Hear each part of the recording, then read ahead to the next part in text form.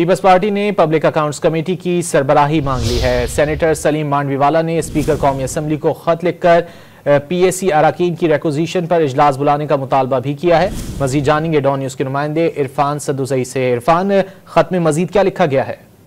देखिए, जब से हुकूमत बनी है उस वक्त से पब्लिक अकाउंट्स कमेटी के जो चेयरमैन है उनका इंतखाब नहीं हो सका और इस हवाले से स्पीकर कौमी असम्बली ने बारहा पाकिस्तान तहरीक इंसाफ से जो नाम है वो मांगे, लेकिन पाकिस्तान तहरीक इंसाफ इस बात पर बज़िद रही है कि वो शेख वकास अकरम को ही पीएसी का चेयरमैन मुंतखब करेंगे। लेकिन इस मरतबा सलीम मांडवीवाला जो सेनेटर है पाकिस्तान पीपल्स पार्टी के, उन्होंने खत लिखा है स्पीकर को और हमारे जराये के मुताबिक उसमें उन्होंने ये कहा है कि इतने अरसे से ये मामला पेंडिंग है तो जो कमेटी के अरकान है वही खुद ही चेयरमैन का इंतखाब करेंगे। तो इस हवाले से एक मरतबा फिर स्पीकर ने पाकिस्तान तहरीक इंसाफ से राब्ता किया है और उन्होंने कहा है कि आप जो बाकी नाम हैं जो पैनल है वो भी नाम दें ताकि उनमें से एक नाम का इंतखाब करके मुतफिका तौर पे जो पीएसी है उसका चेयरमैन का इंतखाब किया जाए।